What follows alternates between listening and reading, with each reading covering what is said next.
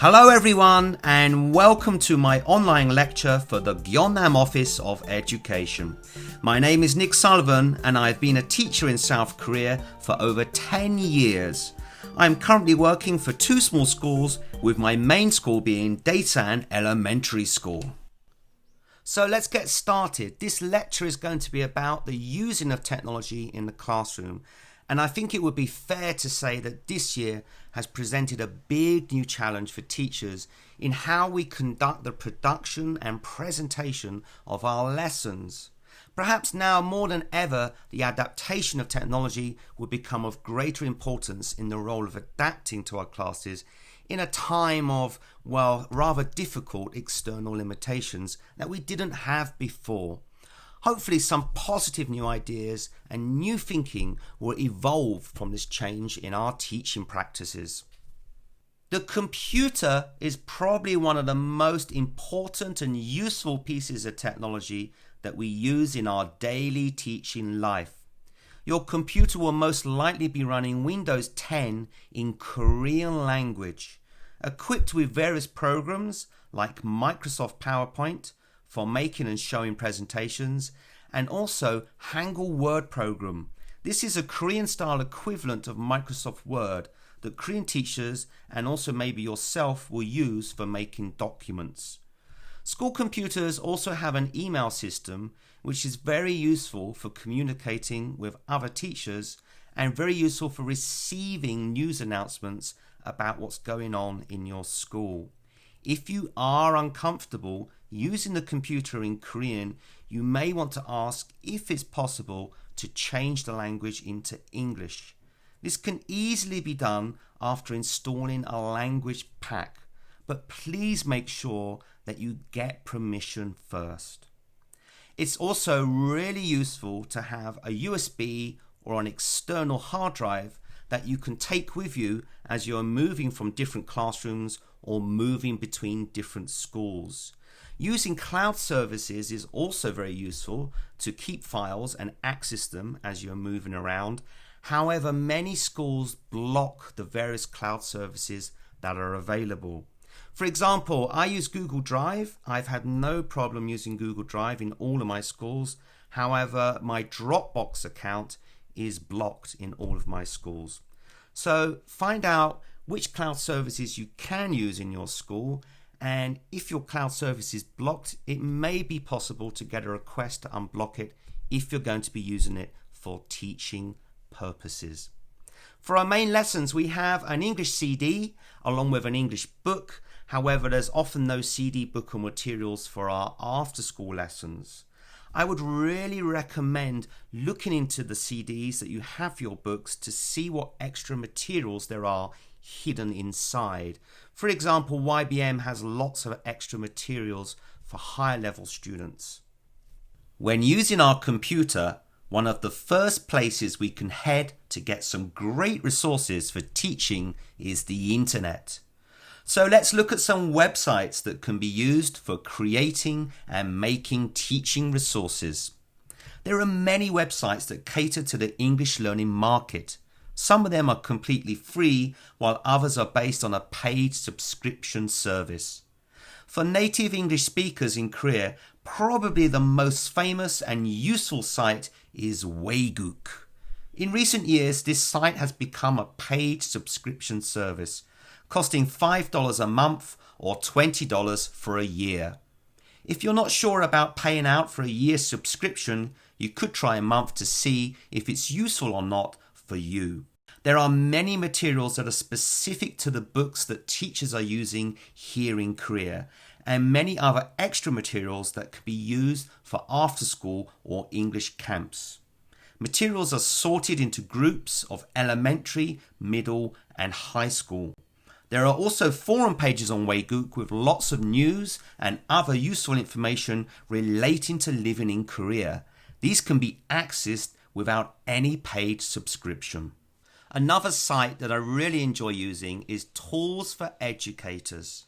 On this site, you can make lots of different types of materials and you can tailor them to the exact needs of your lesson.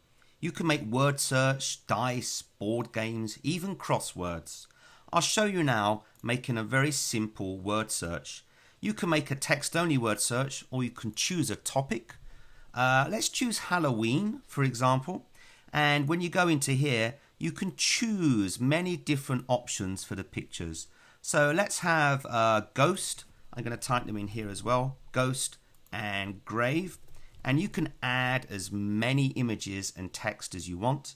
And then you can make the word search. This site is really useful for making fun, extra activities, especially useful for those after-school classes. Another good website is Esl Library. This time it's a paid subscription, costing $11 monthly or $7 a month if you pay for a year. This website has really good materials, especially it has good flashcards.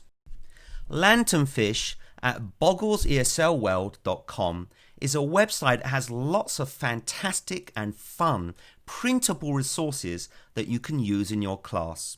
I really like their flashcards and I really like their worksheets. Especially they have a lot of really good phonics materials. You can see here there are lots of different phonics materials for vowel digraphs, and you can print out some really funky and fun worksheets from this site. My final website choice here is BusyTeacher at busyteacher.org. They specialize in the perfect worksheet, and as you can see they have a database of over 17,000 worksheets. You can choose from different topic matters, or you can simply search for the topic that you are after, and you can print out the materials all for free. Let's move away from the websites and talk about YouTube. The power of YouTube lies in some of the great content creators out there making first-class materials for students. You can use YouTube to teach about your home country, to talk about history, or as is most commonly used, teaching fun songs. For younger learners, the songs are a great tool for motivation, and I would like to recommend now 4 different YouTube channels that I specifically use for songs in the classroom. The first channel I would highly recommend, and also one of my favorites, is The Singing Walrus. The animation and the songs are super cute, and every school I've worked in, the kids seem to really love and get into these songs. Many of the songs, they last for around 3 to 4 minutes, reasonably short, and there's an awesome range of subjects. The material can work standalone for after school classes, or it can be used in conjunction with the CD and the book. The second channel I'd like to recommend is Super Simple Songs. These songs are exactly as the title suggests. The songs tend to be shorter than videos on other channels, but they are very catchy. They're really good as a starter motivation or a wrap up for the end of a class. Check the videos out. Some of my favourite catchy songs like Go Away Scary Monster or Rock Scissors Papers are really popular with the students. I've actually designed many after school classes around these songs. The third channel I'm going to recommend is Fun Kids English, which is really aimed at younger learners and is full of very fun, creative, animated characters. All of the videos are very fun and very well produced. There's a good selection with sometimes more advanced vocabulary than the other channels.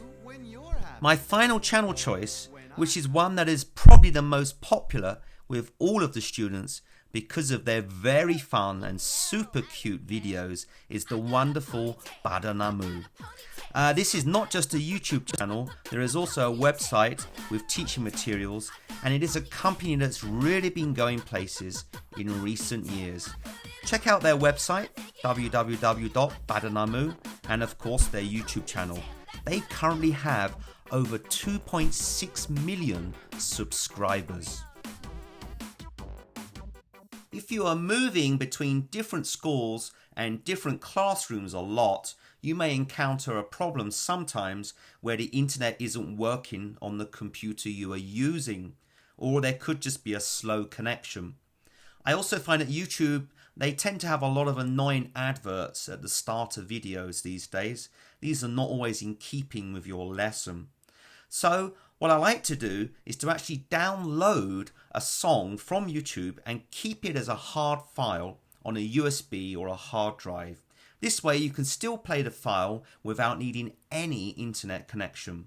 I would recommend a website like Y2MP3 as a stable site which you can use to save YouTube videos as a playable MP4 video file.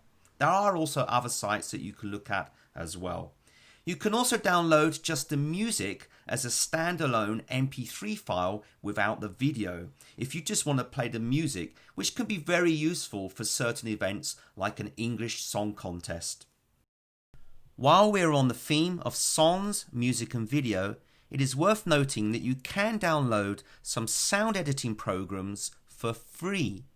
These can be useful if you want to edit parts of a song or maybe a sound effect or simply recording your own speech to use in a speaking test. I use sound editing a lot for including music or speech into PowerPoint presentations, and I also use sound editing to make PowerPoint games. There are a lot of free sound editors. Two programs that I would like to recommend are Audacity and Power Sound Editor. Audacity is a particularly stable program which I find works very well in Windows 10. If you want to use the Audacity program, head over to their website and download Audacity for free. I'll show you how to use the program in a very simple way here. Just open a sound file and import it into Audacity. I'm going to cut the beginning and the end. So I'm selecting a part here, choose Edit and Cut, and the part is deleted. I'm going to cut some from the end, same again, Edit, Cut, and then the part is deleted. I'm going to fade in the sound at the beginning using Effect and Fading, and doing the same at the end here, selecting a small part and then using Effect and Fade Out. This will make the sound fade in at the beginning and fade out naturally at the end. Finally, I need to save the file, so go to Export and export as a WAV file. A WAV file will play easily in a PowerPoint presentation, and then all I need to do is rename the file to my choice, and then I can click on Save. Now when I click Save, one last dialog box, click OK, and then you are finished. There are lots of other effects and options in Audacity, and it's well worth getting to know how to use this program. Heading back to the web now, I want to talk about an amazing website that I was introduced to just a few years ago. This is Kahoot, a technological site that allows you to create your own interactive online games that can be played with other students in the classroom. This makes great use of the technology that we have present in our schools. You can use the computer in conjunction with either tablets, the TV screen, and the students' own cell phones if you wish. You can play highly exciting and competitive games in a group environment. To use Kahoot, you need to sign up for a membership. The basic membership is completely free. As a teacher, you can create the interactive games using pictures and text. Students will be asked a question and have the choice of 4 different answers with the intent to try and guess the correct one. The student who answers first with the correct answer gets the most points, and there are different formats and options in how this game can be played. This is how you create a game in Kahoot, clicking on the create icon and then click on the create for a new Kahoot. After that, you can actually start to add questions one by one. I'm going to put a question here. What's this? Now you can drag and drop images into the game or click on upload image and select an image that you want to use. So I've got a picture of a cat here. This is a very simple question. And with the question, what's this? And then I have 4 different answers that I can type in. So I'm going to go ahead and type in, it's a dog. Think of another animal. It's a rabbit. One more, we have, it's a hamster. And then the final one, I'm going to choose as the correct answer, it's a cat. For the correct answer, you can click on the circle to indicate that that is the right answer for this question. And Choose which type of quiz you want. There are different types of options there, true and false. I'm just going to go for the basic quiz. Once you've made a game, just click on play in the main menu. I'm going to choose teach mode, and then the game will start to generate. Now, what's going to happen is you can choose from classic or team mode. I'm going to choose classic mode for one-to-one devices. Now, Kahoot will start to generate a pin number. This is the number that students will use to enter the game. Once you get your number, it's best to write it on the board for the students to see. So here it is, 898524. What I'm going to do now is switch over to Kahoot on an Apple iPad, and this is the Kahoot app here. I'm going to put in the pin number 898524 and click enter. Now, students will have a choice of a name. They can make any name they want. I'm going to use my name here, Nick, and then click OK and go. And we are in the game. So, what we're going to do now, as the game is loading, here it goes, 4, 3, 2, 1. And then we're going to get our first question. Use multiple choice, red, blue, yellow, or green. On the left, you can see the iPad. On the right, you can actually see the PC computer. And the question here, what's this? And look at the picture. This is from a lesson called Strange Animals. This is a blobfish. And choose the right answer. I got the right answer. It's a blobfish. And I got 860 points. Now, obviously, in a real game, there's going to be more than one player. And the more players there are, the more fun it is in general. It's a really great game, and I highly recommend, if you have the chance, see if you can get a hold of some tablets, or if not, using students' phones. Especially this works very well for after school classes. Now let's move on to talk about photo editing. You know, I often use a lot of my own photographs in my teaching practice. Some of these pictures are things like my hometown, food that I've cooked. Sometimes they're my own students, and sometimes they're of myself. There are a lot of fun things you can do with photographs. You can create PNG images which have a transparent background, or animated GIFs which you can easily use in PowerPoint to give your presentations a lot more kick and punch. There are many different programs you can use for photo editing. Probably the most famous one is Adobe Photoshop. And Adobe Photoshop Express Photo Editor is available to download for free as an app on a smartphone or a tablet. However, personally, I like using Adobe's Photoshop full-blown program on a PC. So it is part of the Adobe Creative Cloud service, which you need to pay a monthly subscription for. And if you don't want to pay for a subscription, I can recommend another good program, which is GIMP Photo Editor. A strange name, but it's a very powerful photo editor, which in recent years has developed a lot. So for this lecture, I will do a short tutorial on how to make a fun cartoon-style character using a photograph of yourself or another person. I will also show how to make some simple exposure adjustments with a picture, and the end aim is to create a PNG file, portable network graphic file. These files can be used to make an image with a transparent background, which can be used later in video editing or in a PowerPoint presentation. Okay, so let's make this thing. First thing I want is a cartoon image of a teacher. I'm going to search in Google teacher PNG, and then I'm going to search. And then this is going to give me a choice of lots of different images of teachers. They're all cartoon images, and all of them are a PNG. So I quite like this one. There's a man with a kind of brown jacket on with glasses and a pointy stick. So I'm going to click on him, and here he is. You can see it has a transparent background, and what I'm going to do is save this picture as into a folder so that I can use this picture in Photoshop. I give it a name and save it there. And now I'm going to open up Photoshop. Here's Photoshop, and File Open, find my image, the teacher PNG image, and then load it here into Photoshop. I'm going to open another image. This time it is a picture of me and my big head and my big glasses. And I'm going to go back to the teacher image now, and I want to zoom in using the zoom tool there. I'm going to change the size of the canvas. Basically, I want lots more extra canvas around the picture.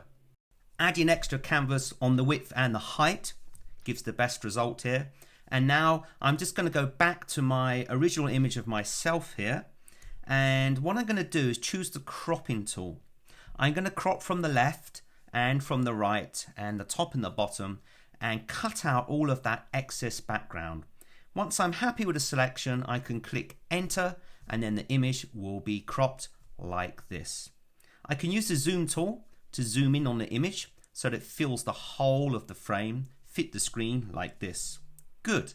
Okay, so what I want to do now is go to the Lasso tool, and there are actually different choices in the Lasso tool. The one I'm going to use is the magnetic Lasso tool, and I'm going to slowly and very carefully trace around the edge of my face. Now this can be quite tricky to do, and what I like to do, if it's a difficult selection like I'm coming up to now around my chin, you can actually stop and click and actually tag a point marker for the magnetic lasso tool to follow. So coming around the chin, this is the most difficult bit. It's very easy to make a mistake. You may have to start again in some cases, but I'm nearly there. That's it. And just coming up to the ear, and once I'm on that ear there, it's very easy just to trace around, and the magnetic tool is going to follow the contour of my ear and then link up to the beginning there, and now I have my selection. What I want to do is click on the cursor arrow, and I'm going to drag my head out of here into the other image. You can see my head is really big now. So what I'm going to do is go to edit and then free transform and scale. You can see a cursor there, and I can just pull the image down to the right hand side and it will get smaller and smaller. And now I can place my head over the top of the original cartoon image. So I feel like my head is kind of looking in the wrong direction. So I'm going to go to edit and transform, and then I'm going to choose flip horizontal. This will make my face turn around to look the other way. It looks much better. I'm going to reposition the head, and then I'm going to make one final adjustment. I'm going to go to edit, transform, and then rotate. With this function, you can rotate round to the right or the left. I'm just going to set my head so it's round to the right hand side, sitting perfectly on this cartoon body. Now, last thing I'm going to do is actually crop some of that canvas from the left and from the right and the top and the bottom. Okay, that looks much better, and click on enter, and there it is, my final image. So last thing to do now is to save this image. We go to file and save as. I'm going to save it on my computer. I'm going to choose the location in the folder here, the character folder, and it's very important to choose what file you want to save it as. I'm going to choose PNG. This will give it the transparent background that I want, and then I'm going to give it a name. Once you've named the file, you can save it and then click on OK here, and it's all done. So moving to PowerPoint now, I'm going to go to Insert and Pictures and this device, and then I can look for the picture that I just made in the folder that it was put into, and then click Insert, and there it is. You can see it has a transparent background, and I'm using a picture of a cartoon classroom here. You can change the size and you can add whatever animation you want to this image as you like. I just put it into full screen here. There it is, and then come back out again. Yeah, looking good. Having talked about photographic editing, it only seems natural to now look at video editing. I sometimes make videos as a motivational aid for some of my classes. When I have my open class or my evaluation class, I always like to use some kind of fun video to get the students motivated for their study. Making a video has become much easier in the past years. You can actually record and edit an entire video inside your smartphone. If you're using an Apple device, iMovie is a basic piece of software that's really quick and easy to use to edit any kind of movie. Another good app that I actually use frequently is called InShot. This movie editor is easy to learn and has lots of fun features and great royalty-free music. This app is actually free, however it does have a small watermark that will be embedded in your final video. One program that is really good for making more high quality movies that is free to download and available on Mac and PC is Filmora. I'm actually making this lecture on Filmora right now. If you download this program, you can use it to edit really good videos.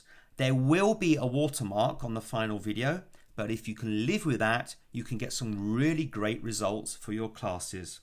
If you want to remove the watermark, you can always pay for a subscription later on. So what I'm going to do is do a short tutorial using Filmora, which has many common key functions that are similar to other video editors, to make a short video.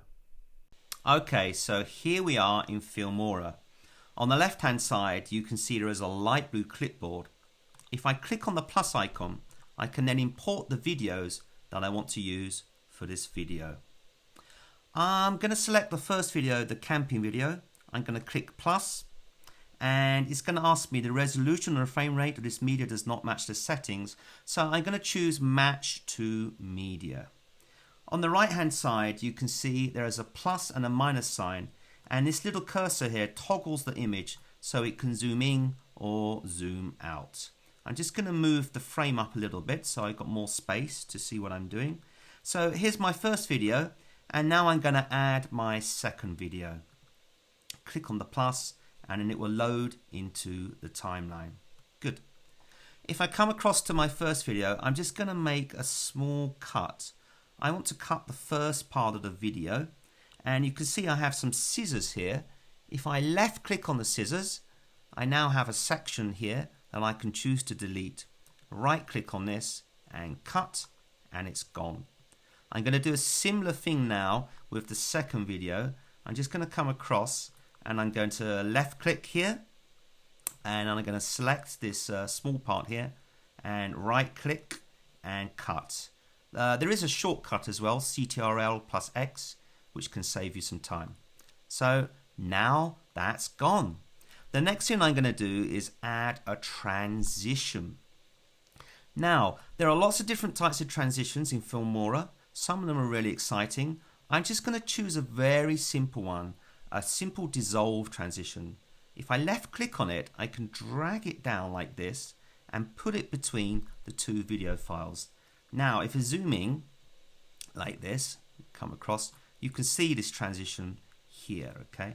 And I'll zoom back out again so I can see it better. Good.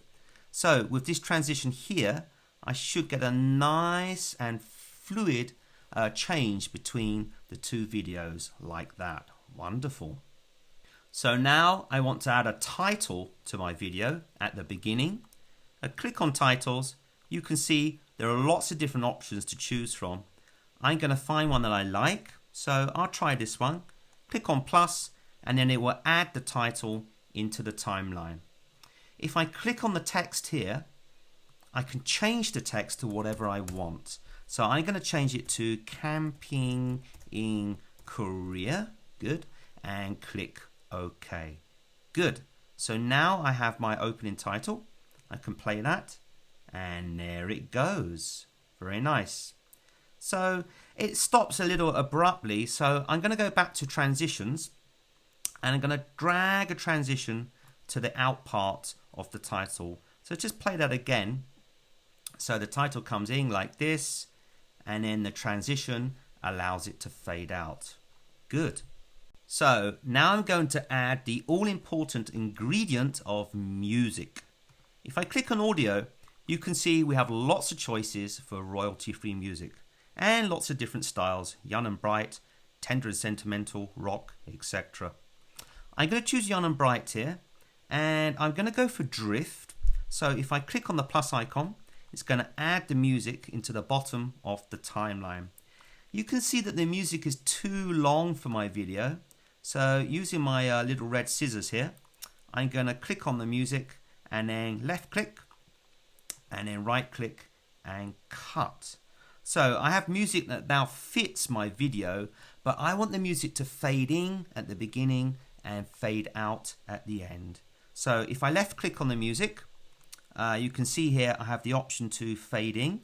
So I'm going to fade the music in just a little bit there. and then I have the option to fade the music out at the end. I'm going to click OK, and then that's it. My video is now made. The final thing to do is to save the file. I'll go to File and Save Project As, like this, okay, and I can save it into my desktop to use for later. That's for saving the file if I want to work on it later, but if I want to export it as my final project now, I can click on Export, and I can choose the settings, and in settings lots of different options here. I leave it as MPEG 4 and at the custom setting, click OK, and then export. And then it will take a short time just to save this file.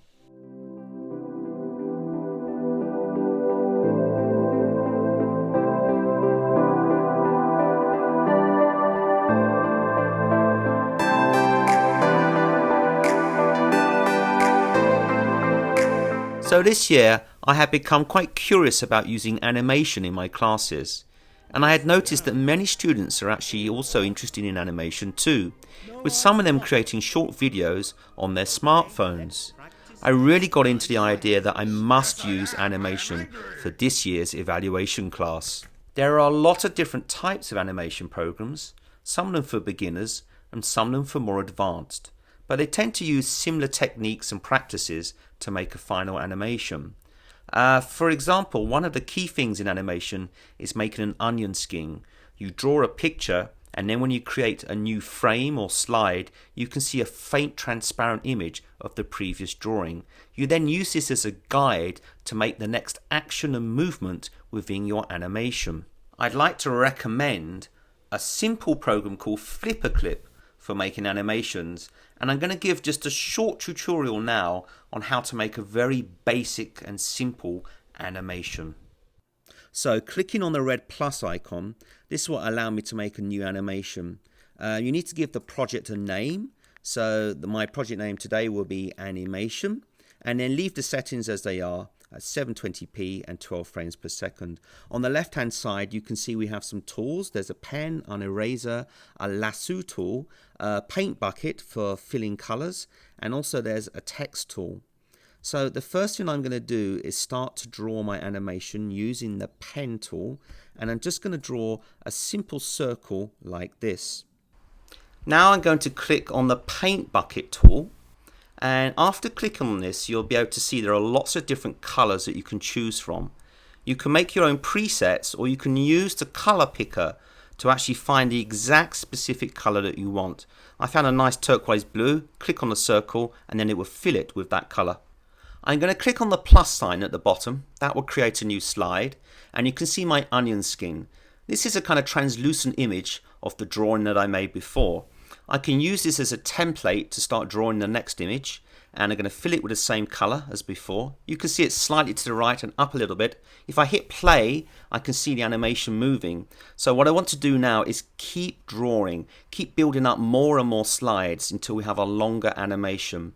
In this case, 12 slides or 12 frames will make 1 second's worth of animation. So it can be quite hard work. This is quite a simple animation, and it's something that students really like to do on their cell phones, for example, or on tablets. If you want to make more complicated animations, you do need to have a certain level of patience, but it is well worth doing if you want to get into animation.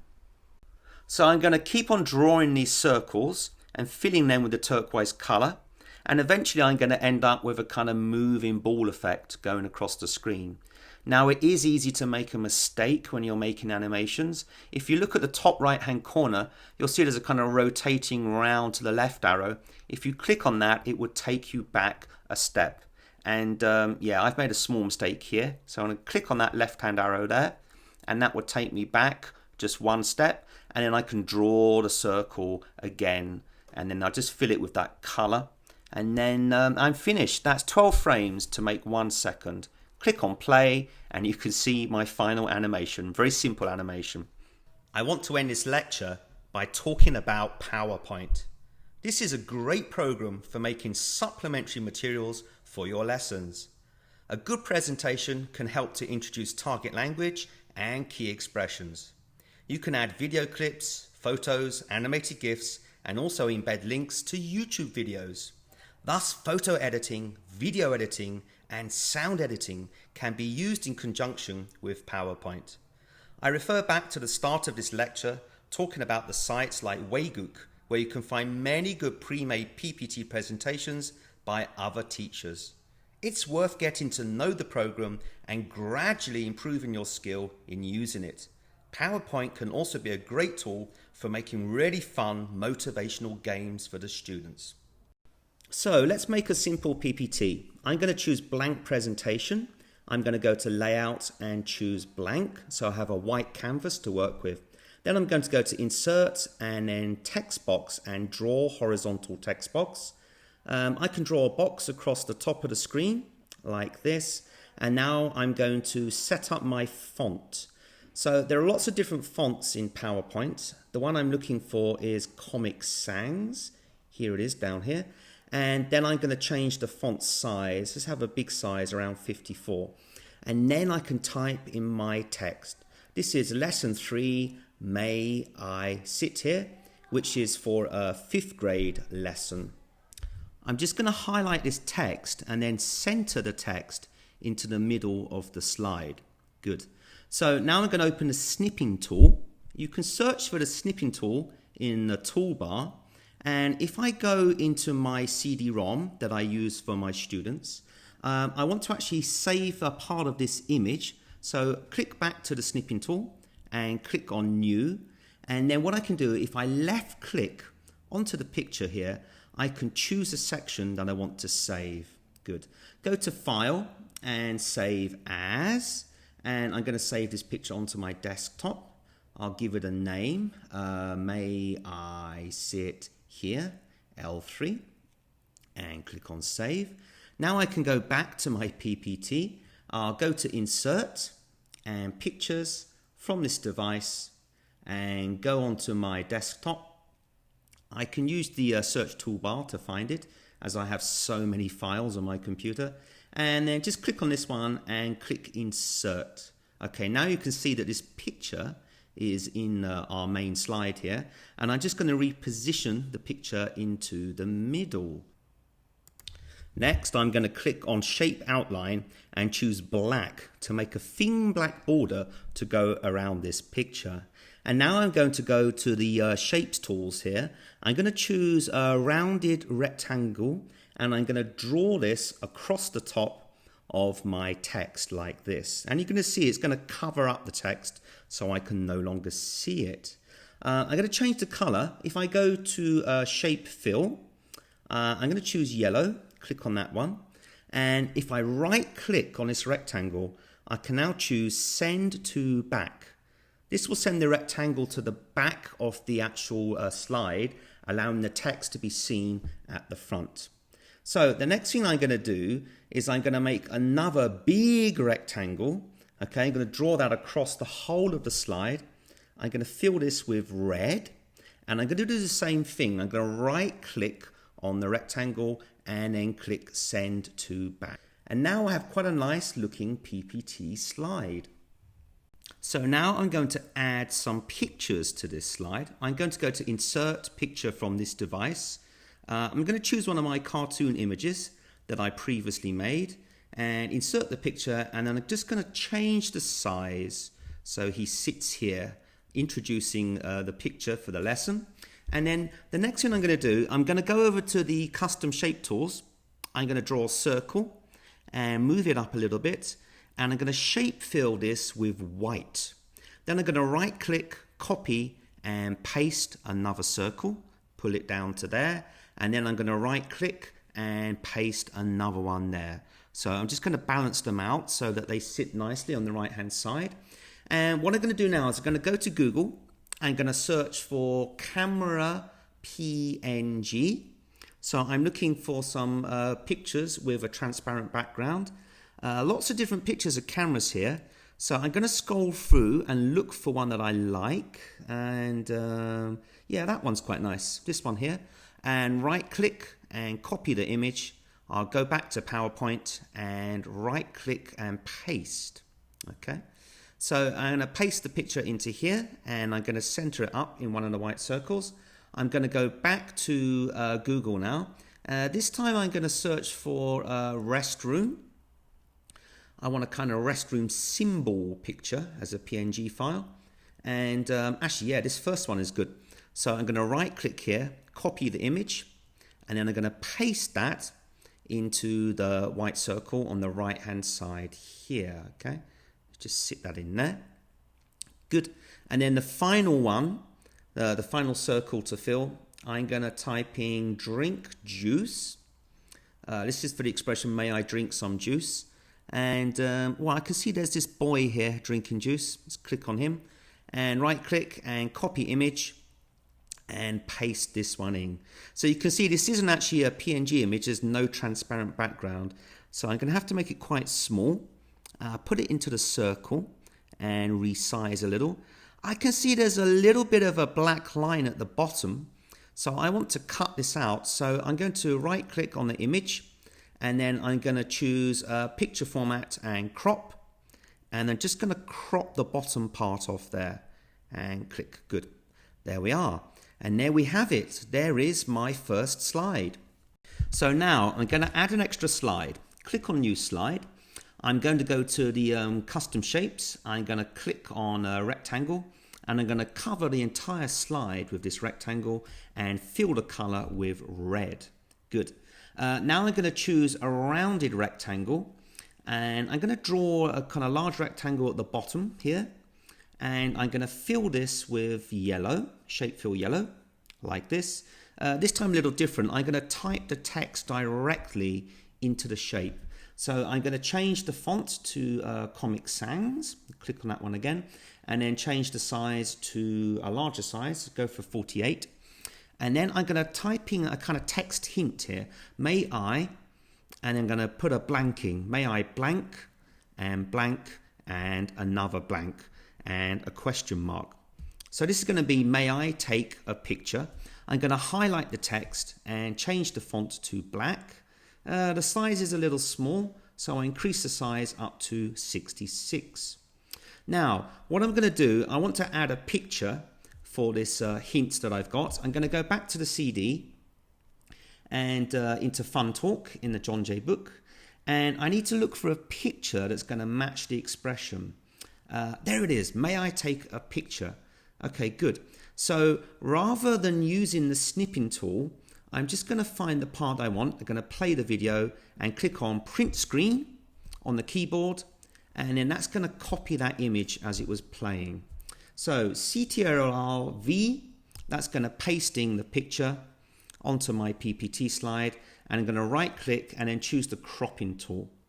So you can crop in picture formats like this and crop the left, the right, the top and the bottom. I'm going to make it slightly smaller and then position the image into the center of the slide. Good. Let's put a picture border on top of this. Let's put a black border around the image. And what I'm going to do now is I'm going to make an animation. So now I'm going to right click on the yellow rectangle and I'm going to choose copy, Ctrl+V to paste a duplicate. And then I'm just going to line it up so it covers up the original. And then I'm going to delete out the lines at the bottom, and then I'm going to write the correct texting. May I take a picture? Good. So next thing I'm going to do, go to shape fill, and I'm going to change the color of this second rectangle box to light pink, like this. Now we're going to go to animations, plus add animation, and then I'm going to choose a fade as an entrance animation. Go to animation pane, click on effect options, and in here I can control the speed of the animation. I'm going to set it at medium, a reasonably kind of slow entrance there. Going to go to effect and I can choose a sound effect. I'm going to choose the applause effect there and click OK. There you are. May I take a picture? So here's the original box, and click and then the transition will happen. So there you are. There is my PPT presentation with an animation, and of course you can add extra slides as you want and as you need. I greatly appreciate you taking the time to watch this lecture. Many thanks for watching, and I wish you all the best of luck in the future. Bye for now.